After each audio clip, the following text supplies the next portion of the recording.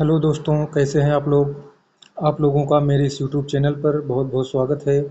पिछले वीडियो में हम लोगों ने वैदिक सभ्यता के बारे में पढ़ा था। तो आज इस वीडियो में हम लोग वैदिक सभ्यता से संबंधित कुछ एमसीक्यूज को सॉल्व करेंगे। तो आइए दोस्तों शुरू करते हैं। यहाँ पे पहला क्वेश्चन दिया है कि वैदिक सभ्यता का प्राचीनतम ग्रंथ कौन सा है। तो वैदिक सभ्यता का जो प्राचीनतम ग्रंथ है दोस्तों वो ऋग्वेद है। 4 वेद हैं, ऋग्वेद, यजुर्वेद, सामवेद, अथर्ववेद। इसमें जो सबसे प्राचीन है दोस्तों वो ऋग्वेद है। तो इसका आंसर हो जाएगा ऑप्शन सी, ऋग्वेद।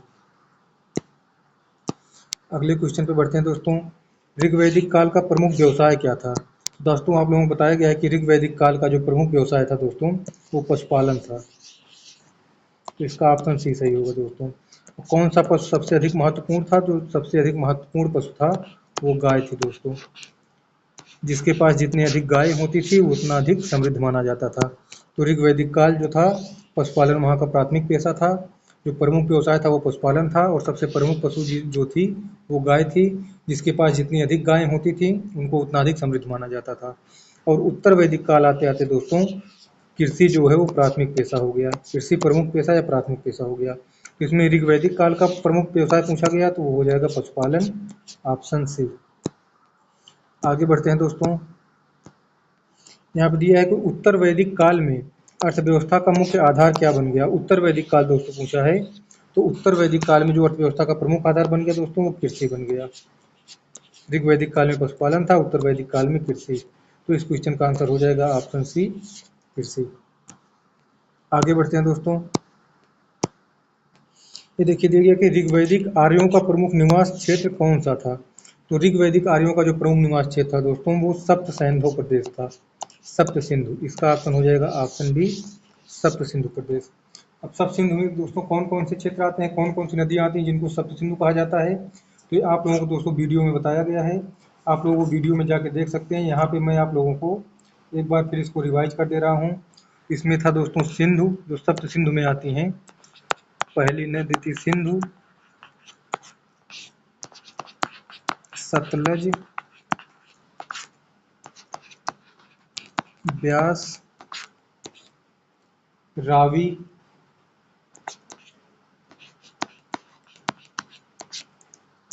इसके बाद है झेलम,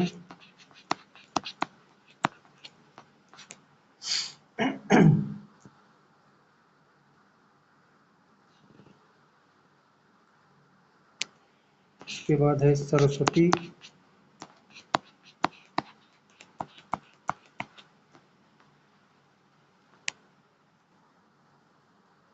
और इसके बाद है चेनाब। तो ये दोस्तों 7 नदियां जो थी इनको सप्त सिंधु नदी कहा जाता था, जिसमें सिंधु, सतलज, ब्यास, रावी, झेलम, सरस्वती और चेनाब, ये दोस्तों सब 7 नदियां हैं जिनको सप्त सिंधु नाम से जाना जाता था। इनको प्राचीन काल में इनमें से कुछ नदियों को अलग अलग नाम से जाना जाता था। जैसे सतलज को कहा जाता था शतुद्री, सतलज को कहा जाता था शतुद्री, शतुद्री। ब्यास को कहा जाता था विपाशा, ये हो गया विपाशा। वितस्ता को, झेलम को कहा जाता था वितस्ता, वितस्ता। और रावी को कहा जाता था परुषणी, परुषणी। और चेनाब नदी को कहा जाता था अस्किनी। ये दोस्तों आप लोगों को वीडियो में बताया गया है, आप लोग उसको जाके देख सकते हैं। तो यहाँ पे पूछा गया दोस्तों कि ऋग्वैदिक आर्यों का प्रमुख निवास क्षेत्र कौन सा था। तो प्रमुख निवास क्षेत्र सप्त सिंधु प्रदेश था। सप्त सिंधु प्रदेश में 7 नदियाँ आती हैं, सिंधु, सतलज, ब्यास, रावी, झेलम, सरस्वती और चेनाब। आगे बढ़ते हैं दोस्तों। यहाँ पे दिया गया है कि ऋग्वैदिक काल में धन का प्रमुख मापदंड क्या था दोस्तों। तो अभी आप लोगों को ऊपर बताया भी गया कि जिसके पास अधिक गायें होती थी उनको उतना अधिक समृद्ध माना जाता था। तो जो धन का प्रमुख मापदंड था ऋग्वैदिक काल में वो गाय थी दोस्तों। गाय समृद्धि का प्रतीक थी, जिनके पास अधिक गाय होती थी उनको अधिक समृद्ध माना जाता था। तो इसका हो जाएगा ऑप्शन सी, गाय। आगे बढ़ते हैं दोस्तों इस क्वेश्चन पे। उत्तर वैदिक काल में किस धातु के व्यापक प्रयोग से कृषि का विकास हुआ। कृषि का विकास किसके धातु प्रयोग से हुआ दोस्तों। तो वो हुआ लोहे के। उत्तर वैदिक काल आते आते लोहे का प्रयोग होने लगा और लोहे के उपकरण तथा कृषि औजार बनने लगे, जिससे कृषि की उत्पादकता में वृद्धि हुई। तो इसका हो जाएगा ऑप्शन सी लोहा। आगे बढ़ते हैं दोस्तों। इसमें दिया गया है कि ऋग्वैदिक काल में सर्वाधिक स्तुतियाँ किस देवता की हैं। तो ऋग्वैदिक काल के दोस्तों जो प्रमुख देवता थे इंद्र थे, और इंद्र की ही सर्वाधिक स्तुतियाँ ऋग्वेद में बताई गई हैं। इंद्र को दोस्तों उस समय पुरंदर ऋग्वेद में कहा गया है, पुरंदर। इसका हो जाएगा ऑप्शन सी इंद्र। आगे बढ़ते हैं दोस्तों। उत्तर वैदिक काल में सबसे प्रमुख देवता किसे माना जाने लगा। ऋग्वैदिक काल में दोस्तों कौन थे सबसे प्रमुख देवता, इंद्र थे। लेकिन उत्तर वैदिक काल आते आते इंद्र का महत्व घटने लगा, और जो प्रजापति ये प्रमुख देवता हो गए। प्रजापति को ब्रह्मा, इन्हें सृष्टि का रचयिता कहा जाता था, तो प्रजापति जो थे वो प्रमुख देवता हो गए। तो इसका हो जाएगा ऑप्शन सी प्रजापति। आगे बढ़ते हैं दोस्तों। इसमें देखिए दिया गया है कि ऋग्वैदिक काल में राजा के निर्वाचन एवं परामर्श में महत्वपूर्ण भूमिका निभाने वाली संस्था कौन सी थी। तो दोस्तों ऋग्वैदिक काल में 4 संस्थाएं थी, जिसमें कहा जाता है कि सभा, समिति, विदथ, विदथ और गण। तो सभा दोस्तों जो थी ये एक परामर्शदायी संस्था थी, इसमें प्रबुद्ध लोग रहते थे। और समिति जो थी दोस्तों ये सामान्य जन की संस्था थी। इसको सभा को वर्तमान में हम लोग राज्यसभा से इसकी तुलना कर सकते हैं, और समिति की तुलना हम लोग लोकसभा से कर सकते हैं। ये राजा के कार्यों पर नियंत्रण रखती थी, उनका निर्वाचन करती थी, युद्ध आदि का निर्णय लेती थी। और जो सभा थी ये दोस्तों राजा को परामर्श देने के लिए थी। इसमें दोस्तों पूछा गया है कि ऋग्वैदिक काल में राजा के निर्वाचन एवं परामर्श में महत्वपूर्ण भूमिका निभाने वाली संस्था कौन सी थी। तो संस्था दोस्तों जो परामर्श देती थी वो समिति सभा थी, और निर्वाचन आदि में जो महत्वपूर्ण भूमिका निभाती थी वो समिति थी। तो इसका ऑप्शन हो जाएगा ऑप्शन ए सभा और समिति। आगे बढ़ते हैं दोस्तों। ये देखिए दिया गया कि ऋग्वैदिक काल में राजा का पद मुख्यतः कैसा था। क्या ऑप्शन दिया गया निरंकुश था, सभा और समिति द्वारा नियंत्रित था, पुरोहितों के अधीन था, विदेशी शासकों द्वारा नियंत्रित था। तो जो ऋग्वैदिक काल में दोस्तों राजा का पद था उस पर सभा और समिति का नियंत्रण था। इसका हो जाएगा ऑप्शन बी सभा और समिति। अब आगे बढ़ते हैं दोस्तों अगले क्वेश्चन पे। ये दिया गया कि ऋग्वैदिक काल में सभा का मुख्य कार्य क्या था। तो अभी दोस्तों आप लोगों को बताया गया है कि सभा का जो मुख्य कार्य था वो परामर्श देना था। तो न्यायिक कार्य एवं परामर्श संबंधी कार्य करना ये सभा का प्रमुख कार्य था। तो इसका हो जाएगा ऑप्शन बी न्यायिक एवं परामर्श संबंधी कार्य करना। आगे बढ़ते हैं दोस्तों। ऋग्वैदिक काल में समिति को किस रूप में जाना जाता था। समिति दोस्तों जो समिति नाम की संस्था थी, अभी आप लोगों को ऊपर बताया गया कि इसको सामान्य जनता की सभा कहा जाता था। इसका सही ऑप्शन हो जाएगा ऑप्शन बी सामान्य जनता की सभा। अब आगे बढ़ते हैं दोस्तों। ये दिया है कि उत्तर वैदिक काल में राजा की शक्ति बढ़ने का प्रमुख कारण क्या था। विदेशी सहायता, जनजातीय जीवन का विस्तार, बड़े राज्यों में जनपदों का विस्तार और समुद्री व्यापार। तो इसमें जो ऑप्शन दिया गया दोस्तों इसके हिसाब से जो सबसे प्रमुख कारण था वो दोस्तों था बड़े राज्यों एवं जनपदों का विकास। तो इसका हो जाएगा ऑप्शन सी बड़े राज्यों एवं जनपदों का विकास। आगे बढ़ते हैं दोस्तों। उत्तर वैदिक काल में निम्नलिखित में से कौन सा शक्तिशाली राज्य नहीं था। इसे पूछा है कि उत्तर वैदिक काल का शक्तिशाली राज्य कौन नहीं था। तो कुरु दोस्तों ये था, पंचाल ये भी था, विदेह ये भी था, चोल ये नहीं था दोस्तों। चोल जो है वो एक संगमकालीन राज्य है, इसके बारे में हम आगे पढ़ेंगे। संगमकालीन राज्य है। तो इसका ऑप्शन हो जाएगा ऑप्शन डी जो वैदिक काल का शक्तिशाली राज्य नहीं था वो है ऑप्शन डी चोल। आगे बढ़ते हैं दोस्तों। निम्नलिखित में से कौन सा उत्तर वैदिक काल का प्रमुख राजसूचक या राजकीय यज्ञ नहीं था। तो अश्वमेध दोस्तों ये था, राजसूय यज्ञ ये भी था, वाजपेयी यज्ञ ये भी था, अग्निष्टोम ये दोस्तों राजकीय यज्ञ नहीं बल्कि एक धार्मिक यज्ञ था। और बाकी ये जो तीनों यज्ञ थे ये राजा की प्रतिष्ठा बढ़ाने के लिए, उनकी महत्ता बढ़ाने के लिए किए जाते थे। तो नहीं दोस्तों इसमें पूछा तो इसका हो जाएगा ऑप्शन डी अग्निष्टोम यज्ञ। अब आगे बढ़ते हैं दोस्तों अगले क्वेश्चन पे। ये है कि उत्तर वैदिक काल में अश्वमेध यज्ञ का मुख्य उद्देश्य क्या था। अश्वमेध यज्ञ का दोस्तों मुख्य उद्देश्य इसमें दिया है वर्षा की कामना करना, ये गलत है दोस्तों। पुत्र की प्राप्ति करना ये भी गलत है। कृषि उत्पादकता बढ़ाना ये भी गलत है। इसका सही ऑप्शन जो दोस्तों है ऑप्शन सी, राजा की सार्वभौमिक सत्ता एवं साम्राज्य विस्तार का प्रदर्शन करना। इसके लिए सुमेघ यज्ञ किया जाता था। इसका हो जाएगा ऑप्शन सी।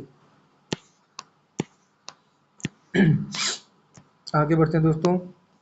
ये दोस्तों देखिए यहाँ पे दिया गया है, आप लोगों को वीडियो में बताया गया है, पिछले वीडियो में जो हम पढ़ाए हैं कि ऐतरेय ब्राह्मण में वर्णित स्वराज्य का शासक क्या कहलाता था। तो स्वराज्य का शासक जो दोस्तों था वो स्वराट कहलाता था। राज्य का शासक राजा कहलाता था, साम्राज्य का शासक सम्राट कहलाता था, भोज का शासक भोज, स्वराज्य का शासक स्वराट कहलाता था और वैराज्य का शासक विराट कहलाता था। इसको एक बार मैं दोस्तों आपको और रिवाइज कर दे रहा हूँ यहाँ पे कि ये क्या थे दोस्तों। तो जैसे अगर हम मान लेते हैं जो ये भोज जो राज्य था दोस्तों ये मध्य में था राज्य, और उत्तर के जो क्षेत्र थे दोस्तों उसको वैराज्य कहा जाता था, वैराज्य। पूर्व के जो थे उनको साम्राज्य कहा जाता था और दक्षिण के जो थे उनको भोज्य कहा जाता था और पश्चिम को जो थे उनको स्वराज्य कहा जाता था। तो ये क्षेत्र के आधार पर था दोस्तों कि जो राज्य था वो मुख्यतः मध्य देश में पाया जाता था और उत्तर में जो था वो वैराज्य पाया जाता था, पूर्व में साम्राज्य पाया जाता था, दक्षिण में भोज और पश्चिम में स्वराट इनको कहा जाता था इस क्षेत्र के जो थे। तो वैराज्य का जो प्रमुख था दोस्तों, सत्ता का प्रमुख, उसको विराज कहा जाता था, उसको विराट कहा जाता था। और साम्राज्य का जो प्रमुख था दोस्तों उसको कहा जाता था सम्राट। भोज का जो प्रमुख था उसको भोज कहा जाता था, राज्य को का जो प्रमुख उसको राजा, और स्वराज्य का जो प्रमुख था उसको स्वराट कहा जाता था। तो दोस्तों ये बहुत इंपॉर्टेंट दोस्तों क्वेश्चन, ये कभी कभी मिलाने के लिए भी आता है और कभी कभी ऐसे पूछ लेता है कि स्वराज का शासक, जैसे यहाँ पे पूछा गया स्वराज्य का शासक क्या कहलाता था, स्वराट कहलाता था। ऐसे पूछ लेगा साम्राज्य का शासक तो सम्राट हो जाएगा। तो दोस्तों आप लोग याद कर लीजिए इसको कि जो मध्य में था, मध्य क्षेत्र उसको राज्य कहते थे, जो पूर्वी क्षेत्र थे उनको साम्राज्य, उत्तर में वैराज्य, पश्चिम में स्वराज्य और दक्षिण में भोज्य। तो आगे बढ़ते हैं दोस्तों। ये देखिए दोस्तों वही क्वेश्चन आ भी गया यहाँ पे कि निम्नलिखित युग्मों में से कौन सा सही सुमेलित है। तो साम्राज्य का जो शासक था सम्राट कहलाता दोस्तों, ये सही है। भोज का शासक भोज कहलाता था, ये भी सही है। स्वराज्य का शासक स्वराट कहलाता था, ये भी सही है। तो उपरोक्त सभी सही हैं। तो इसका ऑप्शन हो जाएगा ऑप्शन डी, उपरोक्त सभी। अगला क्वेश्चन देखते हैं दोस्तों। यहाँ पे दिया है कि ऋग्वेद निम्नलिखित कथनों पर विचार कीजिए। ऋग्वैदिक काल में सभा और समिति दोनों महत्वपूर्ण राजनीतिक संस्थाएं थी, ये सही है दोस्तों। 4 राजनीतिक संस्थाएं थी, सभा, समिति, गण और विदत। तो यहाँ दिया है सभा और समिति महत्वपूर्ण राजनीतिक संस्थाएं थी, ये सही है। अगला है कि उत्तर वैदिक काल में राजा की शक्ति में वृद्धि हुई और सभा और समिति का महत्व घट गया, ये भी सही है दोस्तों। तो दोनों सही है, तो इसका सही ऑप्शन हो जाएगा ऑप्शन सी, 1 और 2 दोनों सही है। अब आगे बढ़ते हैं दोस्तों। यहाँ पे दिया गया है कि ऋग्वैदिक काल का समाज मुख्यतः किस आधार पर संगठित था। तो ऋग्वैदिक काल का जो समाज था दोस्तों वो जन या कबीला के आधार पर संगठित था दोस्तों। तो इसका ऑप्शन हो जाएगा ऑप्शन बी। इस समय जो राजा या शासक होता था वो कबीले का प्रमुख होता था। तो किस आधार पर संगठित था दोस्तों, इसका ऑप्शन हो जाएगा ऑप्शन बी, जन या कबीला। अगला क्वेश्चन देखते हैं दोस्तों। ऋग्वैदिक काल में वर्ण व्यवस्था मुख्यतः किस पर आधारित थी। तो ऋग्वैदिक काल में जो वर्ण व्यवस्था थी दोस्तों वो मुख्यतः कर्म और व्यवसाय पर आधारित थी। वर्ण व्यवस्था में कौन कौन से थे दोस्तों, ब्राह्मण, क्षत्रिय, वैश्य और शूद्र। ब्राह्मण, क्षत्रिय, वैश्य और शूद्र। तो ऋग्वेद में काल में जो ये व्यवस्था थी दोस्तों, वर्ण व्यवस्था, एक कर्म और व्यवसाय आधारित थी। लेकिन उत्तर वैदिक काल आते आते दोस्तों ये जन्म आधारित हो गई, वर्ण व्यवस्था जन्म आधारित हो गई उत्तर वैदिक काल आते आते। इसमें दोस्तों ऋग्वैदिक काल का पूछा है, ऋग्वैदिक काल में, तो ऋग्वैदिक काल में वर्ण व्यवस्था कर्म एवं व्यवसाय आधारित थी। तो इसका ऑप्शन हो जाएगा ऑप्शन सी। अगला क्वेश्चन देखते हैं दोस्तों। ये देखिए आ गया वही क्वेश्चन कि उत्तर वैदिक काल में वर्ण व्यवस्था का आधार क्या होता चला गया। तो उत्तर वैदिक काल में जो वर्ण व्यवस्था का आधार है दोस्तों वो जन्म होता चला गया। तो इसका ऑप्शन हो जाएगा ऑप्शन सी, वर्ण व्यवस्था उत्तर वैदिक काल आते आते जन्म आधारित हो गई। अगला क्वेश्चन देखते हैं दोस्तों। उत्तर वैदिक काल में समाज का सबसे प्रभावशाली वर्ग कौन सा था? सबसे प्रभावशाली वर्ग दोस्तों उत्तर वैदिक काल में ब्राह्मण था। इसका ऑप्शन हो जाएगा ऑप्शन डी ब्राह्मण। अगला क्वेश्चन दोस्तों दिया है, निम्नलिखित में से कौन सी विदुषी उत्तर वैदिक काल से संबंधित है? तो दोस्तों उत्तर वैदिक काल में जो स्त्रियां थी उनके सामाजिक और शैक्षिक उन पे कुछ प्रतिबंध लगाए गए थे, लेकिन फिर भी इसमें पूछा गया है कि गार्गी मैत्रेयी ये दोनों दोस्तों जो थी ये उत्तर वैदिक काल से संबंधित थी। तो इसका ऑप्शन हो जाएगा ऑप्शन सी दोनों। और ऋग्वैदिक काल की अगर विषुवी महिलाएं पूछा जाए तो दोस्तों उसमें जैसे होते हैं लोपामुद्रा थी, अपाला थी, घोषा थी, सिकता थी। तो दोस्तों अगर पूछा जाए कि लोपामुद्रा, अपाला, घोषा, सिकता ये सब किस काल से थी तो ये ऋग्वैदिक काल से थी दोस्तों। लेकिन गार्गी और मैत्रेयी ये उत्तर वैदिक काल से संबंधित है दोस्तों। तो आप लोग इसको याद कर लीजिए कि गार्गी और मैत्रेयी दोस्तों उत्तर वैदिक काल से हैं, लोपामुद्रा, अपाला, घोषा और सिकता ये ऋग्वैदिक काल से हैं। तो इसमें उत्तर वैदिक काल का दोस्तों पूछा गया है कि उत्तर वैदिक काल से संबंधित है, तो इसका ऑप्शन सी हो जाएगा दोनों। गार्गी और मैत्रेयी दोनों उत्तर वैदिक काल से संबंधित विदुषी महिलाएं हैं। अगला क्वेश्चन देखते हैं दोस्तों, निम्नलिखित में से कौन सा कथन ऋग्वैदिक काल की महिलाओं के संबंध में सही है? सही पूछा है दोस्तों ऋग्वैदिक काल के महिलाओं के बारे में। उन्हें शिक्षा का अधिकार नहीं था, ये गलत है दोस्तों। ऋग्वैदिक काल में महिलाओं को शिक्षा का आधार था, धार्मिक यज्ञों में भाग लेने का अधिकार था। ऋग्वैदिक काल में ना पर्दा प्रथा थी, ना बाल विवाह थे, और ऋग्वैदिक काल में विधवा विवाह का प्रचलन था, अर्थात विधवा का विवाह होता था। और ऋग्वैदिक काल में पति और पत्नी या वर और वधू दोनों आपसी सहमति से विवाह करते थे, उसमें परिवार की भूमिका कम थी। अगला इसमें तो ये पहला गलत हो जाएगा दोस्तों कि शिक्षा का अधिकार नहीं था, ये गलत है दोस्तों, शिक्षा का अधिकार था। वे सभा और समिति में भाग ले सकती थी, ये सही है दोस्तों। उन्हें यज्ञ करने का अधिकार नहीं था, ये भी गलत है दोस्तों, उन्हें यज्ञ करने का, धार्मिक अनुष्ठानों में भाग लेने का अधिकार था। वे केवल पर्दा प्रथा का पालन करती हैं, ये भी गलत है दोस्तों, और पर्दा प्रथा उस समय नहीं था। तो इसमें दोस्तों सही पूछा गया है, तो इसका ऑप्शन बी यही सही है कि वे सभा एवं समिति में भाग ले सकती थी, ऑप्शन बी। अगला क्वेश्चन देखते हैं दोस्तों, उत्तर वैदिक काल में महिलाओं की स्थिति के संबंध में कौन सा कथन सही है? इसमें पूछा दोस्तों उत्तर वैदिक काल के बारे में। तो उत्तर वैदिक काल में दोस्तों महिलाओं की स्थिति में धीरे धीरे गिरावट आने लगी थी। तो हम लोग देख लेते हैं इसमें क्या दिया है दोस्तों। उनकी स्थिति ऋग्वैदिक काल से बेहतर हुई, ये गलत है दोस्तों। उनकी स्थिति ऋग्वैदिक काल से उत्तर वैदिक काल में आते आते दोस्तों खराब हुई, उनकी स्थिति में गिरावट आई, तो पहला तो गलत है। उन्हें शासन में प्रमुख स्थान मिला, ये भी दोस्तों गलत है। उनकी सामाजिक एवं धार्मिक स्वतंत्रता में कमी आई, ये दोस्तों सही है। अर्थात ऋग्वैदिक काल में उनको अधिक धार्मिक और आर्थिक स्वतंत्रता, धार्मिक और सामाजिक स्वतंत्रता थी, लेकिन उत्तर वैदिक काल आते आते उनके धार्मिक और सामाजिक स्वतंत्रता में कमी आई, तो ये सही है दोस्तों। उन्हें राजा चुना जाता था, ये भी गलत है। तो पहला, दूसरा और चौथा गलत है दोस्तों, तो ऑप्शन सी यही सही है। उनकी सामाजिक एवं धार्मिक स्वतंत्रता में कमी आई, ऑप्शन सी इसका सही उत्तर है। आगे बढ़ते हैं दोस्तों अगले क्वेश्चन पे। इसमें दिया है कि आश्रम व्यवस्था का स्पष्ट विकास किस काल में हुआ? तो आश्रम व्यवस्था का जो स्पष्ट विकास है दोस्तों वो उत्तर वैदिक काल में हुआ था। इसका हो जाएगा सही ऑप्शन, ऑप्शन सी उत्तर वैदिक काल। अगले क्वेश्चन पे बढ़ते हैं दोस्तों।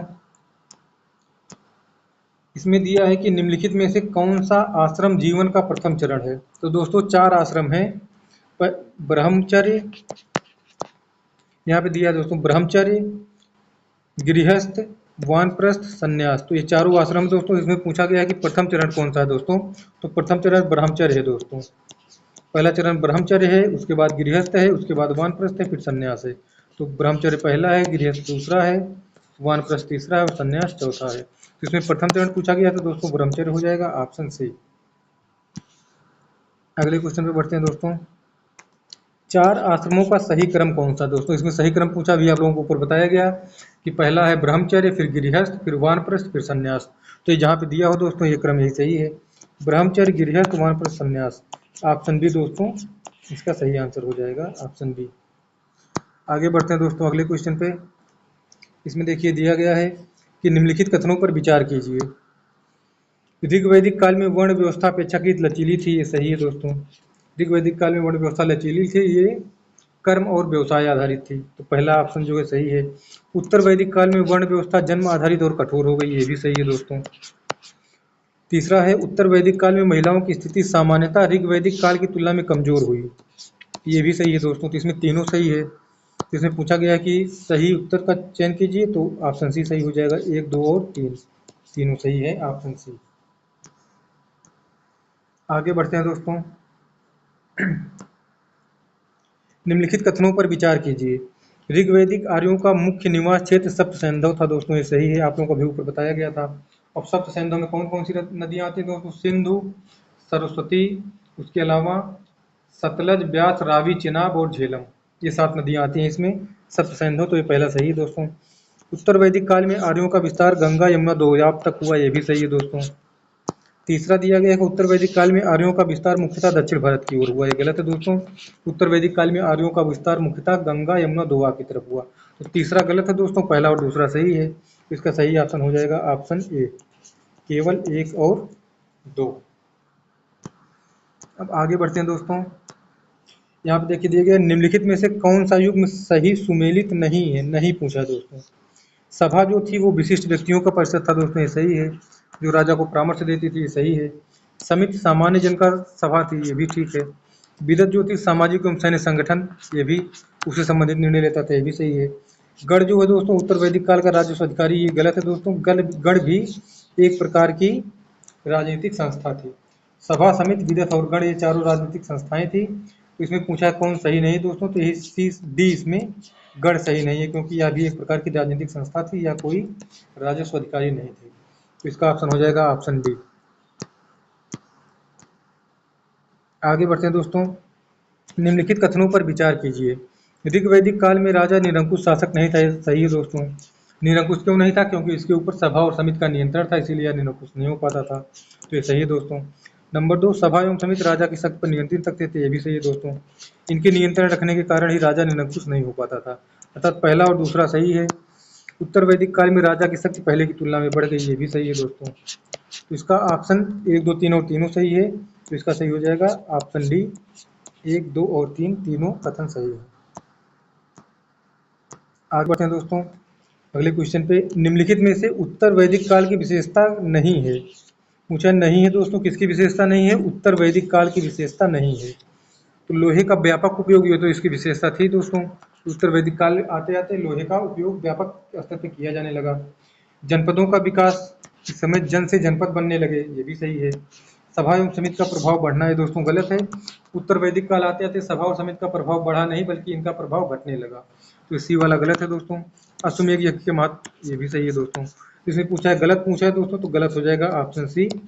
इस काल में सभा और समिति का प्रभाव बढ़ा नहीं था, बल्कि सभा और समिति का प्रभाव घटा था। अब आगे बढ़ते हैं दोस्तों। यहाँ पे देखिए दोस्तों दिया गया सही मिलान के लिए, निम्नलिखित का सही मिलान कीजिए। आप लोगों को दोस्तों बताया गया है वीडियो में कि जो ये वेद हैं, चारों जो वेद हैं, इनके पुरोहित को क्या कहा जाता है दोस्तों? तो यजुर्वेद के जो पुरोहित हैं, होत्र जो है ये ऋग्वेद को पुरोहित को कहा जाता है, तो ए का हो जाएगा 2। अर्धवर्यु जो है दोस्तों ये यजुर्वेद के पुरोहित को कहा जाता है, तो बी का हो जाएगा 1। उद्गाता जो है दोस्तों सामवेद को पुरोहित को कहा जाता है, तो सी का हो जाएगा 1। ब्रह्म या ब्रह्मा जो है दोस्तों ये अथर्ववेद को पुरोहित को कहा जाता है, तो डी का हो जाएगा 4। अब देख लेते हैं दोस्तों ये ऑप्शन कहाँ पे है। ए का 2, बी का 1, सी का 3, सी का 1। ए का 2 यहाँ पे है, बी का 2 है, सी का 1, डी का 4, ऑप्शन डी दोस्तों। इसमें देख लेते हैं, ए का 2 दोस्तों दिया है इसमें, और बी का, सी का 3 है, तो ए का 2, बी का 1, सी का 3, डी का 4, इसका ऑप्शन ए सही होगा दोस्तों। इसका ऑप्शन ए सही हो जाएगा। अर्थात जो होत्र है दोस्तों वो ऋग्वेद के पुरोहित हैं, अर्धवर्यु जो हैं यजुर्वेद के पुरोहित हैं, उद्गाता सामवेद के पुरोहित हैं, और ब्रह्म जो हैं या ब्रह्मा ये अथर्ववेद के पुरोहित हैं, तो इसका ऑप्शन ए सही हो जाएगा, ऑप्शन ए। आगे बढ़ते हैं दोस्तों। निम्नलिखित कथनों पर विचार कीजिए। ऋग्वैदिक समाज में वर्ण व्यवस्था अपेक्षाकृत लचीली थी, ये सही है दोस्तों। वर्ण व्यवस्था ऋग्वैदिक काल में लचीली थी, यह कर्म और व्यवसाय पर आधारित थी, ये सही है। उत्तर वैदिक काल में वर्ण व्यवस्था जन्म आधारित होती चली गई, ये भी सही है दोस्तों। अब ये देखते हैं अगला, उत्तर वैदिक काल में शूद्रों की सामाजिक स्थिति अपेक्षाकृत निम्न हो गई, ये भी सही है दोस्तों। उत्तर वैदिक काल आते आते शूद्रों की स्थिति में गिरावट आई, उनके साथ भेदभाव बढ़ा, अर्थात उनकी स्थिति निम्न हो गई। तो तीनों कथन सही है दोस्तों। तो इसमें पूछा सही उत्तर का चयन कीजिए, तो सही उत्तर हो जाएगा ऑप्शन सी, 1, 2 और 3 तीनों सही है। आगे बढ़ते हैं दोस्तों अगले क्वेश्चन पे। निम्नलिखित में से कौन सा परिवर्तन उत्तर वैदिक काल की आर्थिक व्यवस्था का सबसे महत्वपूर्ण संकेतक माना जाता है? तो दोस्तों उत्तर वैदिक काल पूछा है, उत्तर वैदिक काल की आर्थिक व्यवस्था का। तो गाय का महत्व बढ़ना दोस्तों ये गलत है, क्योंकि उत्तर वैदिक काल में आते आते गाय का महत्व बढ़ गया और भूमि का महत्व बढ़ गया, भूस्वामित्व की अवधारणा सामने आई। समुद्री व्यापार का प्रारंभ, समुद्री व्यापार तो दोस्तों ऋग्वैदिक काल में भी होता था, इसलिए प्रारंभ ये गलत है। लोहे के औजारों द्वारा कृषि विस्तार, ये सही है दोस्तों, क्योंकि उत्तर वैदिक काल में आते आते लोहे के औजारों या लोहे के उपकरणों का प्रयोग किया जाने लगा, जिससे कृषि की उत्पादकता में वृद्धि हुई।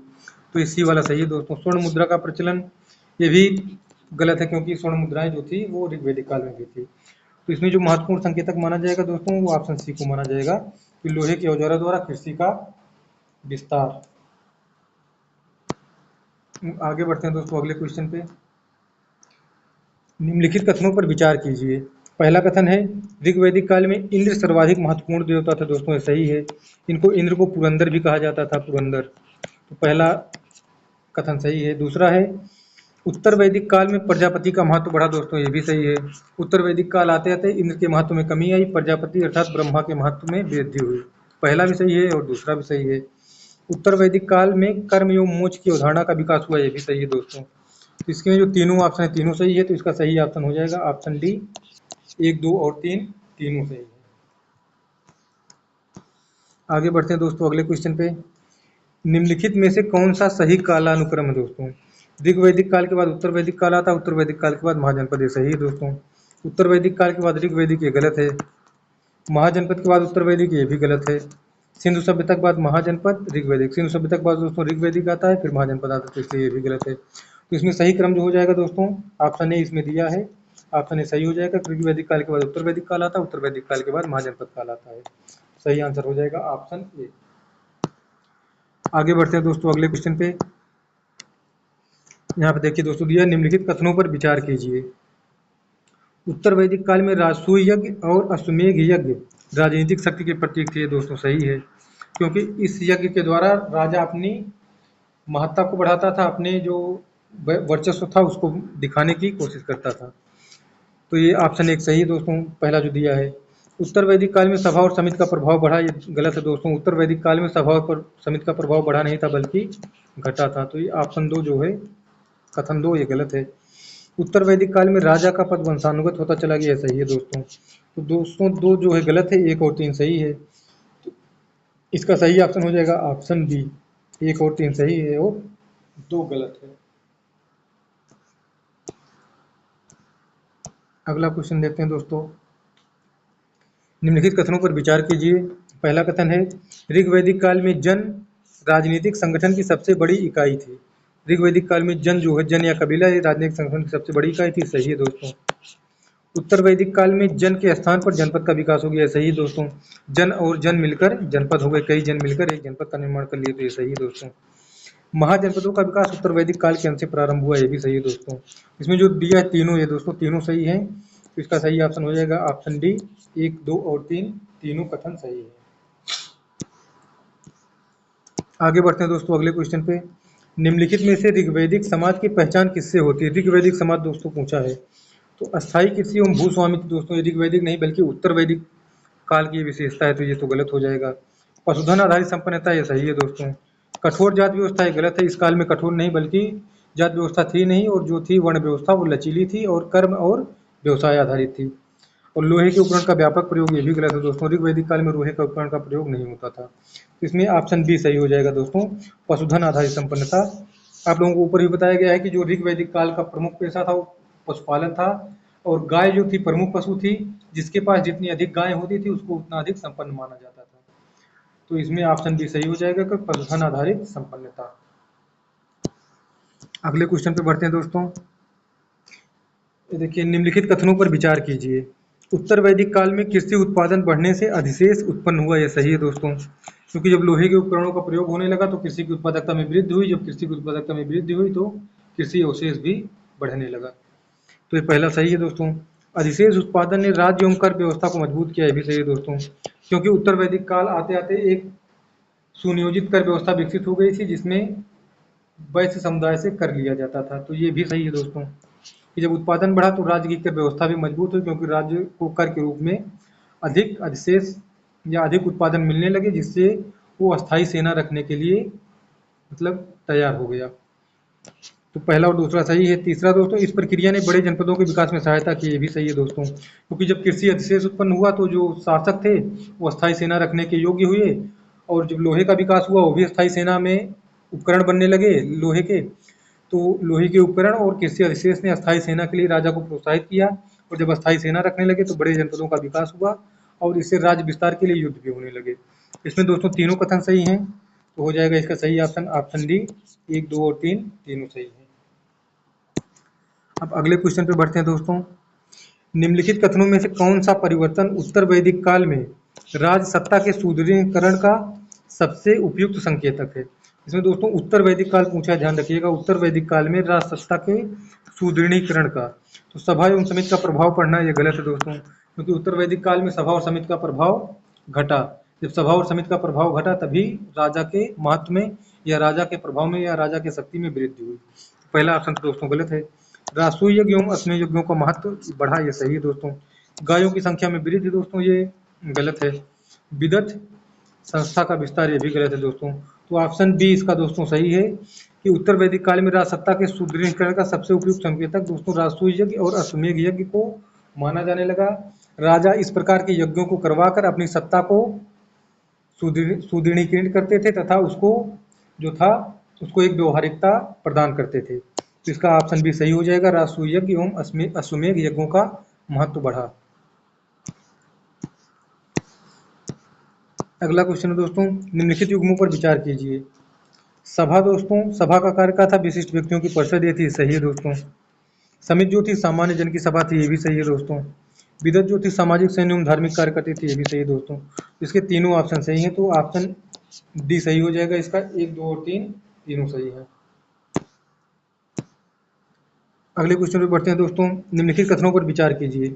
ऋग्वैदिक काल में गो केवल पशु नहीं बल्कि आर्थिक समृद्धि की प्रतीक थी। गो मतलब गाय दोस्तों। तो गाय दोस्तों ऋग्वैदिक काल में आर्थिक समृद्धि की प्रतीक थी। आप लोगों को बताया गया है कि जिसके पास अधिक गायें होती थी उनको अधिक संपन्न अधिक समृद्ध माना जाता था। तो पहला कथन दोस्तों जो है वो सही है।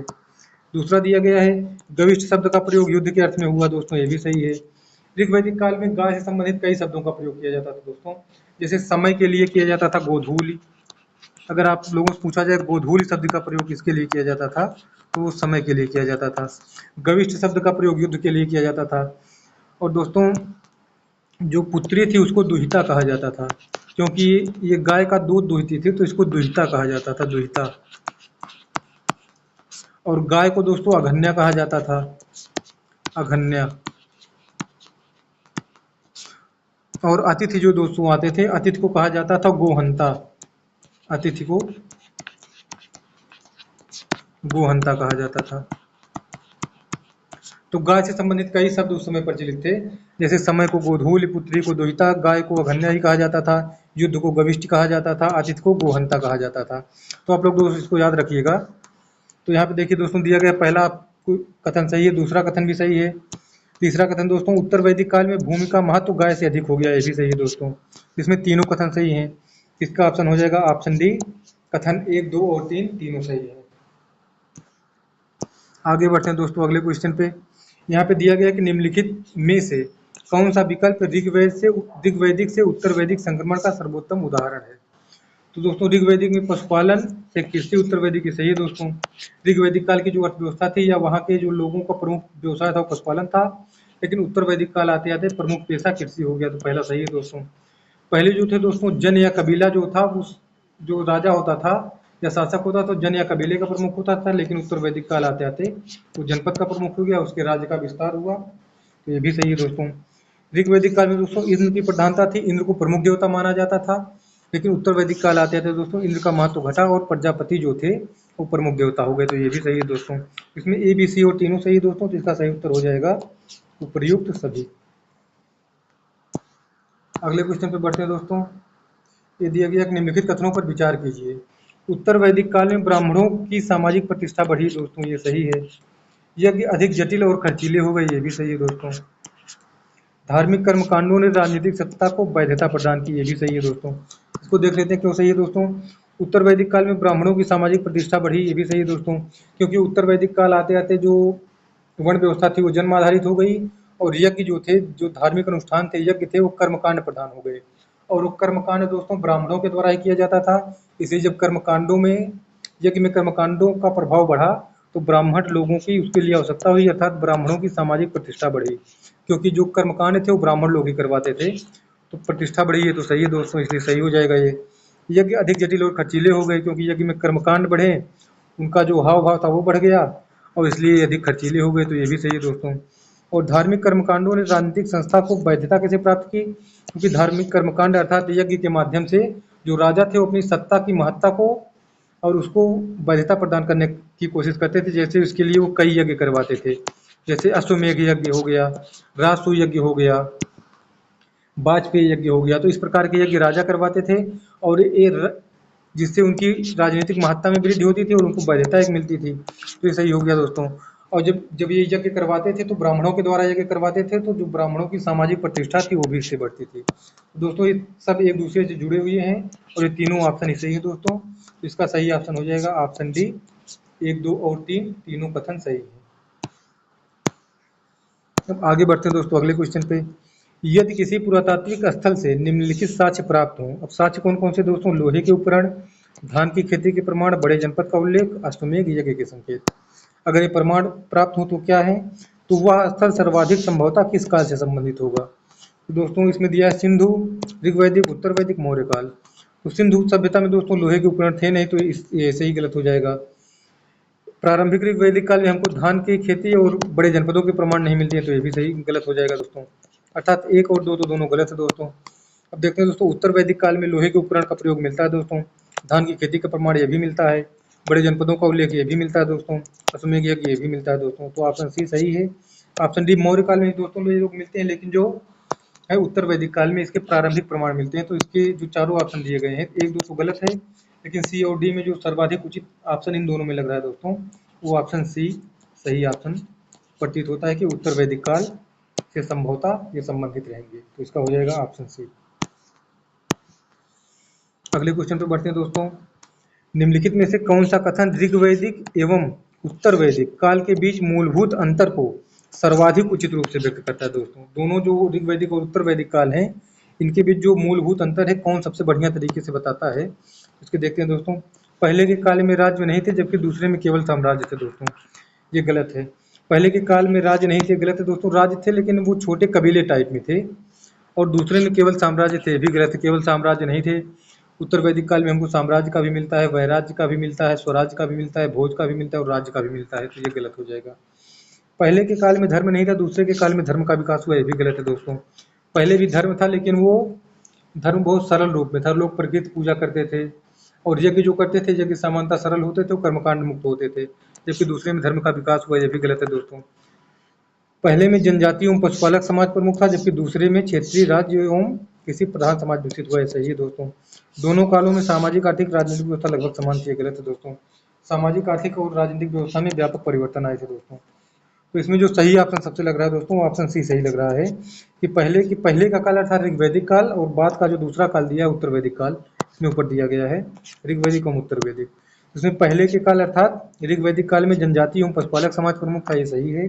जबकि दूसरे काल में क्षेत्रीय राज्य एवं कृषि प्रधान समाज विकसित हुआ, अर्थात ऑप्शन सी इसमें जो लग रहा है दोस्तों, यही सबसे सही जो मूलभूत अंतर है दोनों ऋग्वैदिक काल और उत्तर वैदिक काल, इसको सही रूप से व्याख्यायित करता है दोस्तों। तो आज के वीडियो में दोस्तों हम लोगों ने ऋग्वैदिक काल, उत्तर वैदिक काल अर्थात वैदिक सभ्यता से संबंधित हम लोगों ने यहाँ पे 50 MCQs को सॉल्व किया है। और दोस्तों मुझे उम्मीद है कि अगर आप लोग ये पूरा वीडियो देखे होंगे तो आप लोगों की जो समझ है ऋग्वैदिक काल, उत्तर वैदिक काल को लेकर है वो बहुत बेहतर हुई होगी, और इससे आप लोगों को जो विभिन्न प्रतियोगी परीक्षाओं में सवाल आएंगे उसको आप लोग सॉल्व करने में सक्षम होंगे। अगले पार्ट में हम लोग कुछ और MCQ लेकर आएंगे, उसको भी हम लोग सॉल्व करेंगे। लेकिन अगर दोस्तों ये आज का वीडियो आप लोगों को पसंद आया हो तो वीडियो को लाइक कीजिए, शेयर कीजिए और सब्सक्राइब कीजिए। आज के लिए बस इतना ही। आप लोगों को बहुत बहुत धन्यवाद।